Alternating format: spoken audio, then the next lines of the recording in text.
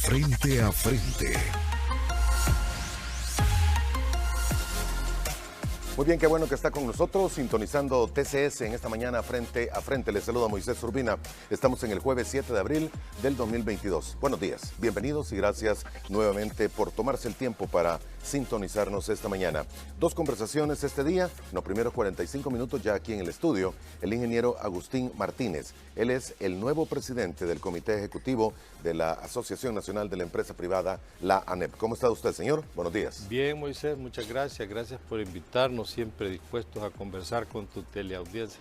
Gracias por acompañarnos esta mañana. El nuevo rol al frente de la ANEP, los retos, desafíos, economía, expectativas ante la coyuntura nacional y mundial que tiene el planeta. En una segunda parte, aproximadamente a las 7:15 de la mañana, estará el licenciado José Urbina, diputado de la Asamblea Legislativa por Nuevas Ideas, secretario de la Comisión de Salud.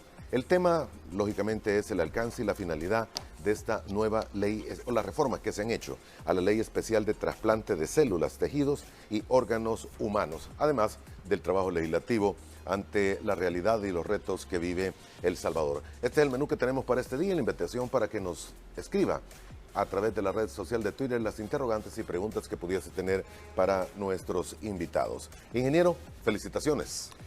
Gracias, Moisés, gracias. Aquí estamos listos para hacerle frente a un reto bastante grande, desafiante, pero listo para representar al sector privado en todas sus instancias. Muy bien, una presidencia que va a ocupar por 2 años, tengo entendido, ¿verdad? Sí, 2 años. Muy bien. ¿Este era el momento del cambio de directiva o se ha adelantado dentro de los tiempos? No, estamos en los tiempos. De acuerdo a los estatutos, tenemos que hacer la Asamblea General en abril y estamos en los tiempos adecuados. Muy bien, ¿fueron renovados todos los cargos, señor? Sí, han habido algunos movimientos porque, por ejemplo, yo era el vicepresidente y ese cargo, al subir yo a la presidencia, lo tomará Eduardo Cader de la ASI. ¿Cómo no? Y así han habido algunos movimientos y algunas nuevas participaciones que nos acompañarán. ¿La directora ejecutiva quedó dentro? Sí, ella está. Hemos hecho, la idea es que haya alguna continuidad a final del año pasado hicimos un plan estratégico precisamente para buscar el fortalecimiento del sector, la unidad, y esa es la línea que vamos a mantener, además de conservar los principios y valores que nuestros estatutos nos mandan. Dentro del que usted me menciona, ¿cuál sería la visión de esta nueva junta directiva que usted preside? Nosotros, enmarcados en nuestros estatutos, es buscar la libertad de un sistema, la libertad de empresa, un sistema de libre emprendimiento donde todos tengamos la capacidad de desarrollarnos en un ambiente de democracia, de institucionalidad, de Estado de Derecho, para que todos progresemos en el país. ¿Menos confrontativo, señor? Pues cambian los estilos, Moisés. Tal vez cambiarán los estilos, pero la conservación del sistema de libre empresa siempre vamos a dar la batalla en las condiciones que se permitan dentro del marco legal, porque ese creemos que es la iniciativa que nos permite a los salvadoreños desarrollarnos. ¿Eventos como el ENADE se mantendrán? Se mantienen, de hecho, hemos formado un comité de negocios, ya no solo para un evento que hacíamos al año, sino una serie de actividades que van a mantener más proximidad a toda la actividad empresarial y el desarrollo de todo el sector. ¿Cuáles son los grandes desafíos que ve para usted y su junta directiva en este momento? Mira, los grandes desafíos nosotros nos estamos basando en 3 grandes objetivos, ¿verdad? Que es la unidad del sector empresarial en toda su magnitud y extensión en el país, la capacidad de emprender y fomentar el desarrollo a través de la generación de empleo y, por supuesto, mantener un diálogo constructivo con todos los demás actores de la sociedad y particularmente, y si se permite, pues con el gobierno. No, si se permite, con el gobierno. Sí, o sea, si se dan las condiciones. Yo creo que hay instancias que ya están abiertas. Por ejemplo, estamos sentados en el Consejo Superior del Trabajo, tenemos un comité de comercio e inversión donde están participando algunas gremiales nuestras. Yo soy parte de ese comité y ahí pues tenemos un diálogo abierto para esos temas específicos. Lo que quisiéramos es que ese diálogo se amplíe probablemente a otras instancias para ir resolviendo coordinadamente los problemas del país. Cualquiera pudiese pensar que no llegue usted en el momento más feliz o más amigable en una relación que ha existido del Ejecutivo con la ANEP. Bueno, son percepciones, ¿verdad? Nosotros siempre tratamos de tener acercamientos con las autoridades, el corte que sea, y vamos a seguir tratando, esa es nuestra función. Además de fortalecer el entramado empresarial, siempre hemos buscado que haya esos acercamientos. Esperamos pues que con este cambio se dinamice un poco más y eso esperaríamos de parte del gobierno. La evaluación que hace en este momento de la economía, ¿cuál es, señor? Bueno, la economía no está escondido de que está siendo afectada por una serie de variables externas e internas. Venimos de crisis tras crisis, la pandemia, hoy hay una invasión a Ucrania que está afectando y moviendo en el mundo muchas problemáticas, ¿verdad?, generadas por el problema de logística, problema de abastecimiento de materias primas y que ya nos está golpeando. Y así como esto, pero vendrán otras. Nosotros, decía yo el otro día, que ya como salvadoreños estamos curtidos porque hemos venido de terremotos, de situaciones de guerra, de problemas ambientales complejos y que la única forma de resolverlos es integrándonos todos los salvadoreños y eso es lo que tenemos que buscar. Han sido tomadas medidas por parte del Estado, la fijación de los precios de los combustibles y también las restantes 12 medidas para aliviar un tanto el efecto de la invasión de Rusia a Ucrania, traducido en niveles de inflación que no se veían en este país ni en el mundo. No es exclusivo de nuestro país, niveles de inflación bastante altos, una economía que algunos aseguran está en un momento no mortal, pero sí frágil y delicado por la serie de compromisos fiscales que tiene el Estado para los próximos meses. Sí, mira, si uno analiza las cifras económicas, realmente la pandemia, los salvadoreños y los empresarios en particular la hemos aprovechado, porque todo esa caída que se tuvo a nivel de decrecer el 8% y después subir al 10 y pico, creo que ha sido producto del esfuerzo de todos los salvadoreños y especialmente de los empresarios que han aprovechado oportunidades que en el mundo se han abierto. Por ejemplo, con toda la problemática que tuvo el gobierno o Estados Unidos con China, creo que han habido empresarios que han aprovechado bastante eso y eso nos ha permitido un mayor crecimiento en las exportaciones.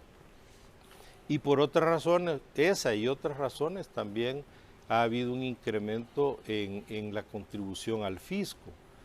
Si tú generas más actividad económica, claro, vas a generar más impuestos.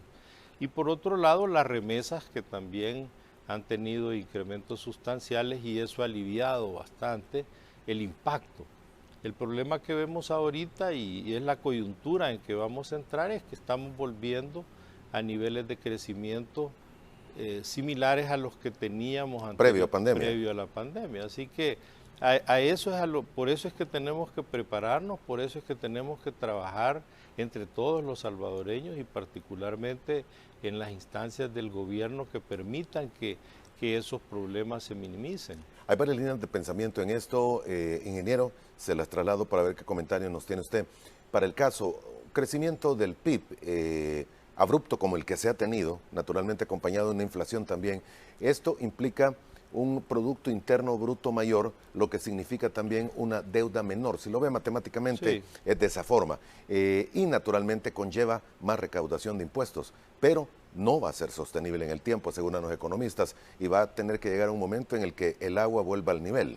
Sí, digamos, me faltó llegar a ese punto en toda mi explicación sobre la situación actual, porque sí vemos que ese es el mayor riesgo. O sea, es cierto que hemos crecido, pero también si el crecimiento vuelve a las situaciones normales, eso se va a detener. Y el Estado adquiriendo compromisos mayores, pues va a ser difícil de manejarlos. De hecho, también el nivel impositivo ya es bien alto y eso pues no, si se aplican más impuestos probablemente se va a reducir la actividad económica.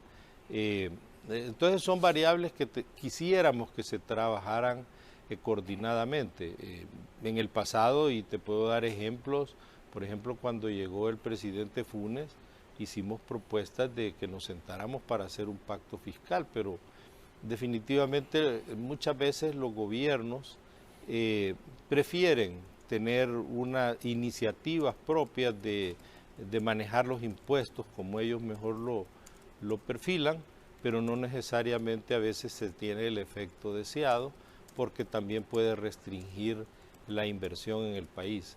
Así que es, digamos, gran parte del trabajo que nosotros hacemos, promover la inversión entre nosotros, las sinergias entre las diferentes cadenas de producción y comercio, para que el país crezca. Para mí ahí es donde está el detalle por el nivel de endeudamiento que se ha venido acumulando en el tiempo. ¿Es manejable el endeudamiento? Bueno, ahorita estamos llegando a niveles bastante críticos. De hecho, los economistas consideran que estamos en una situación bastante delicada, especialmente por los compromisos que tenemos a corto plazo, especialmente a inicios del 2023, cuando hay que hacer un pago bastante grande. Además hay que honrarle el pago de letes y setes que se tienen que hacer este año también. Exactamente. Y fuera de ello también el déficit y el hueco fiscal que se tenía en el presupuesto. Y fíjate que si uno analiza, vaya, estamos volviendo, decimos, a condiciones normales, pero ¿y si la situación se complica por un diluvio, por un terremoto, pandemia, por cualquier cosa? Un terremoto? Yo creo que por eso es necesario que nos sentemos todos los sectores, la academia, los trabajadores, los empresarios, el gobierno, para trabajar de la mano armoniosamente y ver el país en un solo rumbo. ¿Le da el visto bueno, o podría ser la palabra, le da la bendición a NEP a las medidas que ha tomado fiscales el gobierno en los últimos días? Yo creo que hay medidas económicas más que fiscales. Hay algunas y hay matices. Definitivamente cualquier esfuerzo que se haga para mitigar el efecto en la población es loable. O sea, es importante considerarlo. Creo que hay formas que pudieran manejarse mejor si todos estuviéramos participando. Y eso es lo que nosotros proponemos, que se generen mesas para ver cómo entre todos resolvemos estos problemas. Muy bien, pero fijación de precios de los combustibles, ¿lo ven adecuado? Pues eso, mira, nosotros somos bastante, no reacios, sino por las mismas repercusiones que estas cosas tienen en otros campos, siempre el control de precios a veces lleva distorsiones.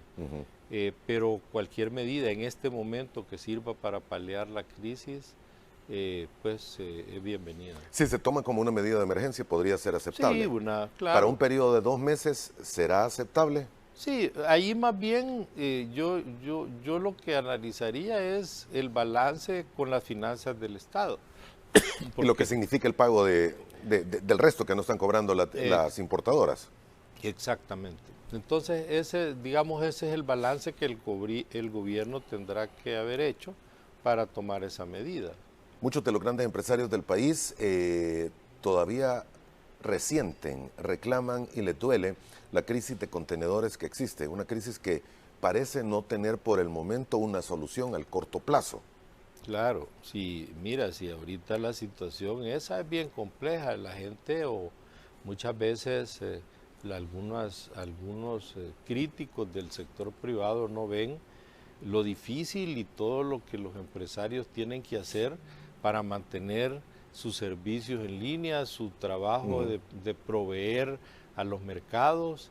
de resolver todas esas situaciones. Ahí se han dado situaciones muy complejas que podría salir 1000 historias que alimentarían que el sector privado, el hecho de que el sector privado hace un tremendo esfuerzo, el sector productivo, para mantener a flote sus negocios. En una situación de crisis de abastecimiento, rebuscarte, por ejemplo, yo tengo la experiencia en una empresa que participo, de rebuscarte otros países para proveerte de un servicio o de un producto que hoy por hoy se hace difícil traerlo de otras latitudes. Entonces se han hecho muchos esfuerzos en ese sentido y eso ha permitido que a veces la reacción sea más rápida para tener efectos positivos en los negocios, comparado a los otros países de la región y otros países del mundo, que nos ha dado la oportunidad de crecer en las exportaciones. Eso, créeme que cuando uno analiza las cifras y va el detalle donde crecemos, donde hemos exportado más, la industria farmacéutica, la industria de los plásticos, incluso la industria textil, ha hecho unos esfuerzos bastante grandes para mejorar en las condiciones que hemos tenido globalmente. Algunos analistas económicos señalan que la oportunidad existe, probablemente no se está aprovechando como tal cuando se tiene una crisis de contenedores para tratar de ocupar ese lugar de producción en América y ser el suplidor para Norteamérica de mucho producto que se elabora allá.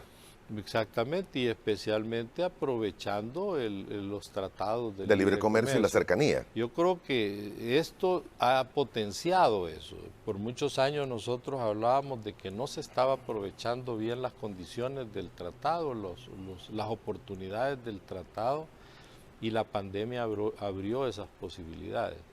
Ahora, recordemos también que esto, para que se potencie más, tiene que ir acompañado de un crecimiento en la inversión, de atracción de inversiones, y no estamos solos en eso. Honduras está buscando inversión, Guatemala está buscando inversión, toda la región, con condiciones bastante similares a la nuestra. Entonces, para hacer la diferencia tenemos que acelerar el paso y buscar que aquí las condiciones mejoren para que haya mejores niveles de inversión. Y cuando usted lo dice, no estamos solos, es una forma interesante, muy bonita y elegante de decir no estamos solos, pero lo que pasa es que tenemos más competencia. El resto de países está buscando, si no lo mismo, más de lo que podamos tener nosotros. Exactamente, y a veces con condiciones más favorables. Exacto. En un campo en el que yo me he desempeñado bastante, como la agricultura, te puedo decir que los demás países tienen bastantes ventajas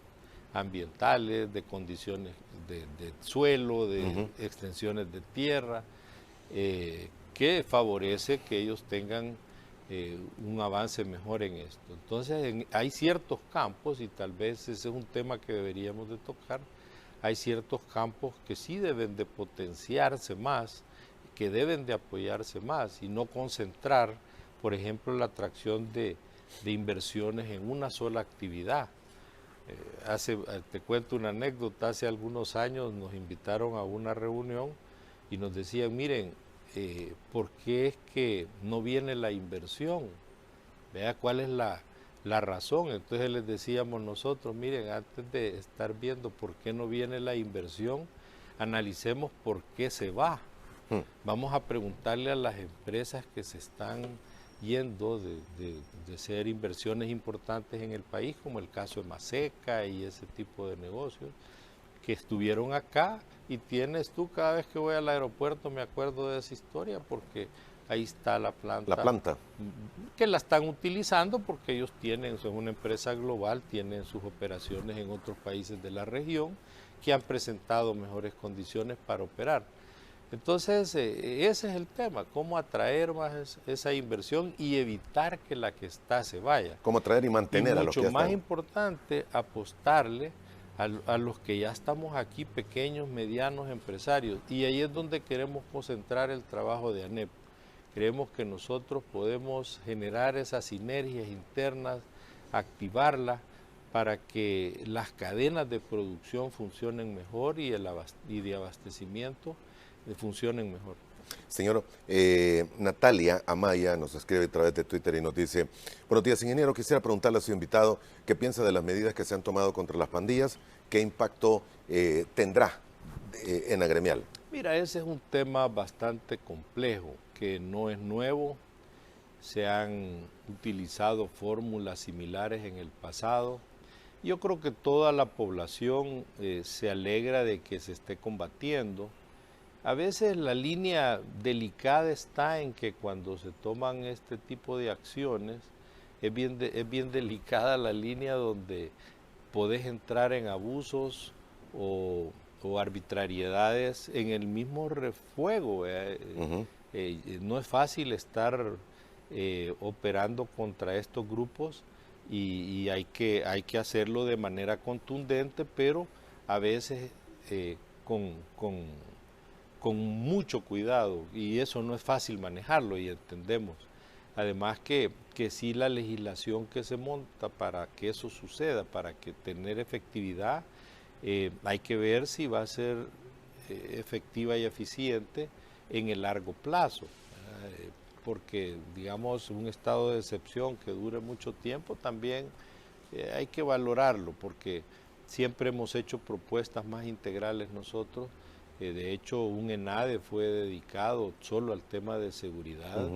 Y habría que ver, porque no conocemos todo lo que se está haciendo, en los temas a futuro de prevención. Es cierto que hay que combatirlo frontalmente, pero ¿qué hacemos para que el ciclo no se repita? Para que eso no se repita, porque tú capturas a los líderes y aparecen otros. Recordemos también que este ya es un tema transnacional, o sea, ya no es una situación interna. Tú viste el otro día que a un líder pandillero lo fueron a capturar a Honduras, lo cual se ve que hay alguna coordinación con los otros países, pero ya el crimen trasciende fronteras y recordemos que detrás de esto también está el narcotráfico.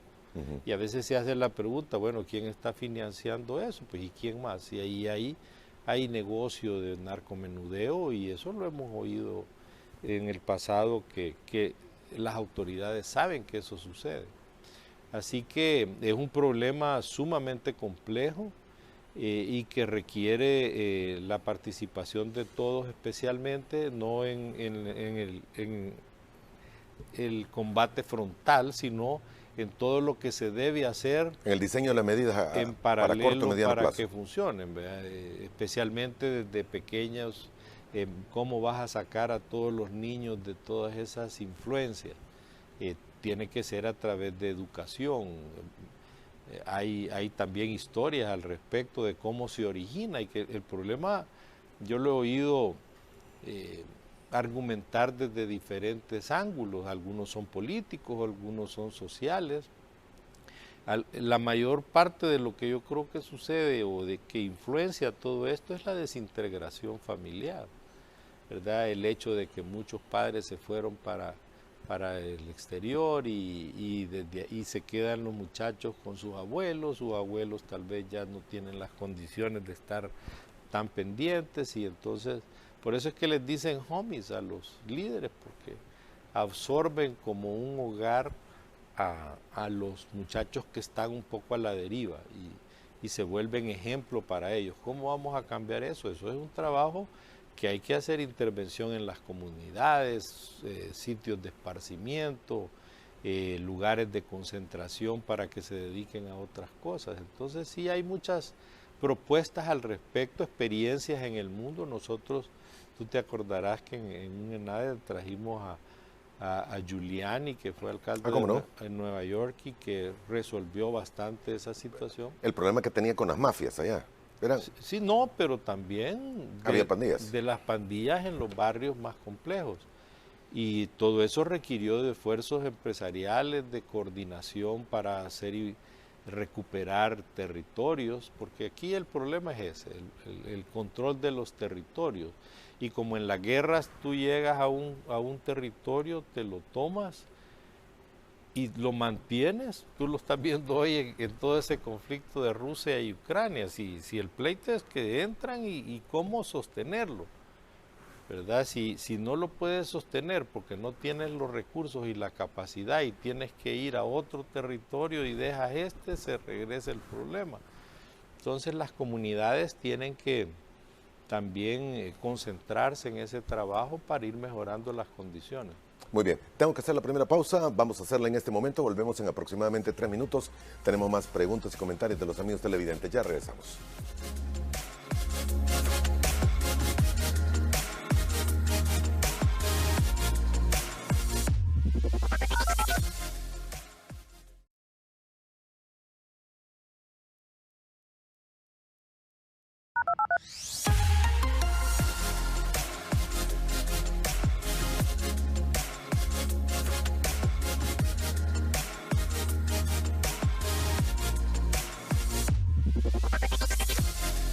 Bien, gracias por continuar con nosotros. El ingeniero Agustín Martínez, nuevo presidente del Comité Ejecutivo de la Asociación Nacional de la Empresa Privada ANEP para el periodo 2022-2024, nuestro invitado en esta primera parte de Frente a Frente. La pregunta ya se la hice, pero vuelve a resurgir y por respeto a los amigos televidentes que nos sintonizan y se toman el tiempo de escribir, dice Ernesto Enríquez, buenos días, mi pregunta es, ¿el nuevo presidente de la ANEP cambiará el manejo y discurso confrontativo del anterior presidente?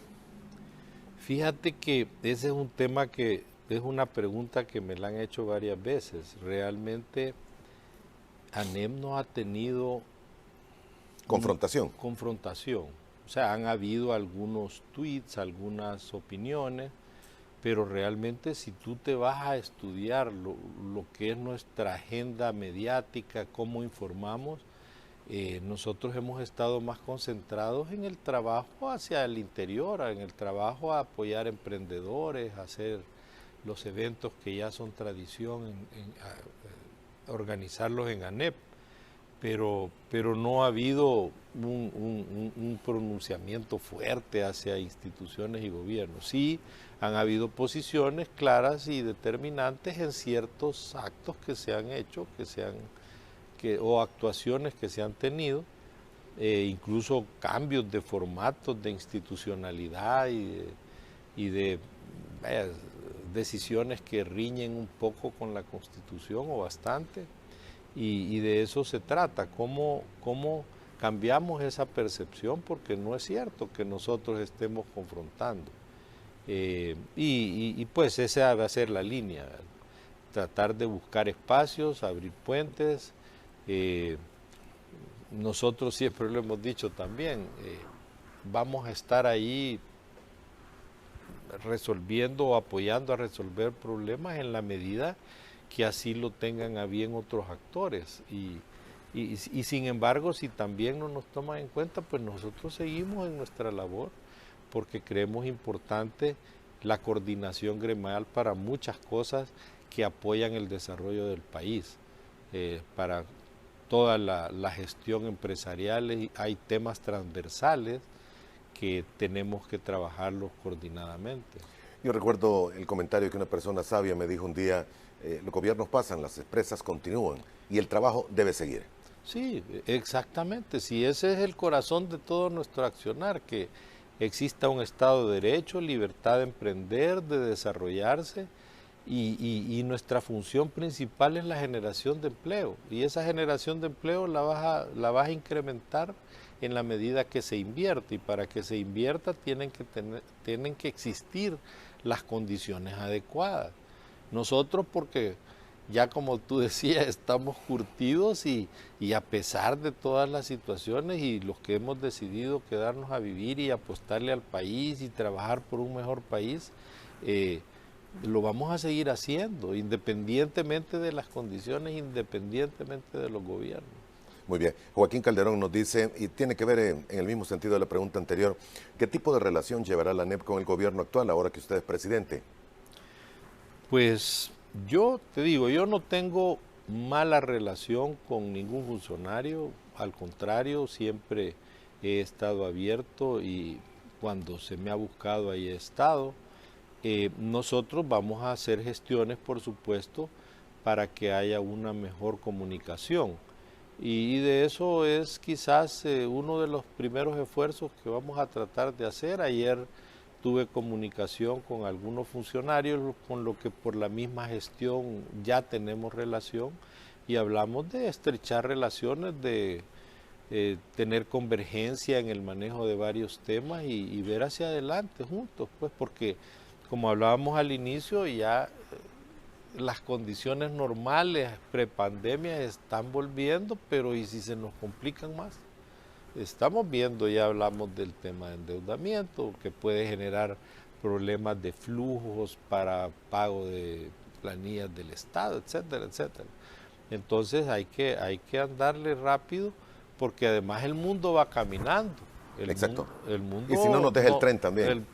Así es, el mundo no para y tenemos que aprovechar las oportunidades que se abren a pesar de las crisis. Ingeniero Roberto Ochoa nos dice, y es casi en el sentido que usted nos da esta última reflexión: Moisés, buenos días, y a tu invitado. El anterior presidente se levantó de la mesa de diálogo que tenía el gobierno con Agremial porque su función era más política que de trabajo empresarial. ¿Usted está dispuesto a sentarse con ellos?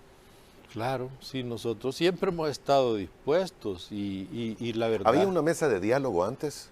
¿Hubo?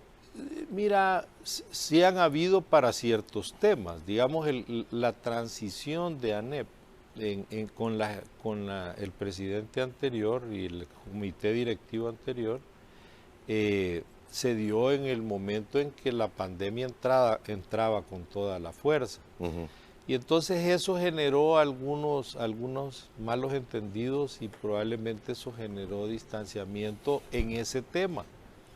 Pero no, si hay que seguir, independientemente de lo que haya pasado y las justificaciones que se quieran dar de uno u otro lado, nosotros tenemos que seguir batallando porque el país crezca, se desarrolle y que la gente tenga acceso al empleo.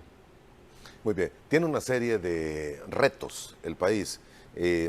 Terminar de estabilizar la economía, lograr un crecimiento sostenido arriba de los históricos 2 puntos porcentuales que ha mantenido el PIB en su crecimiento, combatir ahora la inflación, mantenerse, y creo que El Salvador de alguna forma, nadie lo puede negar, la pandemia se manejó correctamente. ¿Concuerda usted?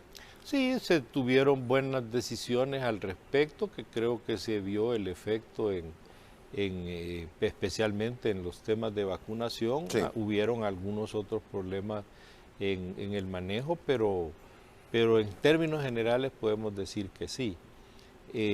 Ahora, la situación hacia adelante, también en la parte económica hay que verlo en cuáles las señales que ya se están dando.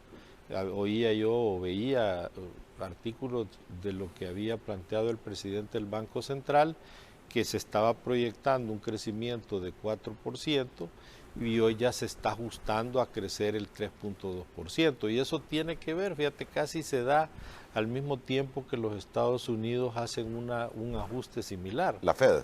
Ellos estaban proyectando 4% y lo han ajustado a 2.3%. Y como realmente en Estados Unidos, se dice, lo oí el otro día de un funcionario, estornuda y a nosotros nos da una gran gripe. Y esos ajustes también tienen que verse en esa forma. La Fed sube ya la tasa de interés y se refleja aquí también. Hay menos remesas. Si ya no están los cheques que se estuvieron entregando o los fondos que se estuvieron entregando para la pandemia, tampoco va a venir menos dinero. Pues. Claro, eso es lo que hay que empezar a monitorear. Es importante y por eso a veces es bueno tener esas mesas de diálogo, porque lo que está pasando en el sector empresarial se ve más rápido, se ve más directo el efecto de un problema logístico, de un problema de consumo en un producto, en una serie de productos, y nosotros podemos tomar medidas previamente. Por ejemplo, otra vez en el campo que yo conozco, tú has hablado y has tenido aquí en este foro personas que han hablado de todo el problema de la crisis alimentaria, ¿verdad? Los mismos funcionarios. Si no intervenimos rápido en ese sector, podemos tener situaciones más complejas que las que se han vivido. Usted viene del sector de agricultura, exactamente, sí, ¿verdad? Y conocerá la problemática que se tiene. Aquí se importa mucho, bueno, no se diga queso, frutas y verduras prácticamente vienen de otras naciones. Sí, porque no hemos tenido, y ahí todos tenemos culpa, no hemos tenido la capacidad de dinamizar el sector agropecuario. El sector agropecuario hace 50 años era de los sectores más importantes de la economía y hoy está reducido a menos del 5% o por ahí. Cuando tú sumas toda la actividad agropecuaria no llegas ni al 5%, sumado café, azúcar, ganadería, etcétera. Ahí tenemos que actuar porque por más que se diga en periodos pasados, se ha dicho vamos a desarrollar el sector, el nuevo crecimiento del sector agropecuario ya llegó, pero yo siempre espero una cifra todos los años que es el dato que da el sector, el Banco Central con respecto a la participación del sector en la economía, y si lo se mantiene ahí, claro, otros sectores crecen y esto hace que este sector se vaya quedando abajo, pero un sector tan importante para la seguridad alimentaria del país debería de tener un énfasis más fuerte en el apoyo, en la adquisición de tecnología, en la promoción de la inversión en el campo, que tiene que ver, y ahí me voy a meter tal vez en Honduras, porque tiene que ver con cómo son las gestiones que hacen los gobiernos. Ahorita estás viendo que hay una centralización a ciertas cosas, a la inversión pública centralizada. Así. Nosotros siempre hemos creído que eso debería ser un poco al revés, porque hay que descentralizar la actividad económica. En el pasado oíamos la descentralización política y eso llevó al FODES y llevó a todo lo que ahí se ha dado. ¿Por qué se creía que había que empoderar a los municipios? Porque son los que más directamente pueden intervenir en sus regiones. Pero en su momento mucho de este dinero fue utilizado para cuestiones personales. Vaya, pero esos son temas ya que hay que... De monitoreo, auditoría. Así es, hay que llevarlos ahí. Pero a donde yo iba es que nunca se acompañó todo ese esfuerzo de una descentralización económica, de meter servicios, infraestructura, y ojalá que hoy llegara así, ¿verdad? Pero hay que trabajar y ahí podemos trabajar mucho de la mano con las autoridades nosotros, porque los sectores están viviendo en esos ambientes, en esos territorios, para que la actividad económica se dé puntual en los territorios que se necesita desarrollar. Entonces, yo siempre criticaba eso de los políticos que decían la descentralización política, pero no era coherente con lo que se hacía en la descentralización económica para que esto tuviera un buen resultado. Le entiendo el punto. Bien, le cambió la actitud y el tema cuando abordamos el tema de agricultura, señor. Y usted es ingeniero agrónomo, ¿verdad? Sí. Y tiene una maestría en administración de empresas, ¿es Correcto, así? Sáqueme una duda. Presidente de la Cámara Agropecuaria, de la Camagro. Sí. Continúa haciéndola. Sí. Y como tal va a ser también presidente de la ANEP. Sí. Vamos a concentrar más los esfuerzos. Tenemos un equipo ahí en la Camagro, pues, que también está apoyando, y eventualmente quizás me voy a dedicar un poco más a la actividad general desde ANEP, pero siempre apoyando en la medida de lo posible toda la actividad agropecuaria. Qué bueno haberlo recibido esta mañana, que nos aceptara la invitación. Primera plática de Espero una serie, señor. Va a ser importante y sobre todo tal vez algún momento podemos dedicar espacio al tema de la seguridad alimentaria. Yo creo que no se termina de ver la magnitud de la necesidad de asegurarla. Si en algún momento se viene otra crisis en la que las naciones cierren sus fronteras, podemos quedar aislados y sin alimento. Mira, el aislamiento es relativo, pero sí tiene razón. Y como ya lo expresaba, hay que concentrarnos ahí. El día que quieras, hablamos bastante del tema. Tengo bastante material para hablar ahí y experiencia. No podemos vernos, volviendo al tema, aislados de la región. Sí. Tenemos que coordinarnos mejor, más hoy que hay una iniciativa para integrarnos a este triángulo norte que se está abriendo ya más por la integración aduanera entre los tres países. Por supuesto, uno de los sectores que debe de vigilarse más, con más cuidado, es el sector agropecuario, porque los otros países tienen unas ventajas competitivas mayores. pero con gusto, Moisés, el día que quieras, y te agradecemos la invitación. Es mi primera entrevista como presidente de ANEP y vamos a hacer una serie para hablar de lo que queremos hacer y cuál es el espíritu y el objetivo del nuevo comité ejecutivo. Gracias por haber aceptado la invitación. Estuvo con nosotros los pasados 45 minutos el ingeniero Agustín Martínez, nuevo presidente de la ANEP, la Asociación Nacional de la Empresa Privada. Se le agradece su tiempo, señor. Que tenga un feliz día. Entonces, un saludo a todos tus televidentes. Gracias. Hacemos una pausa, volvemos en 3 minutos. Estará aquí el licenciado José Urbina, diputado de la Asamblea Legislativa.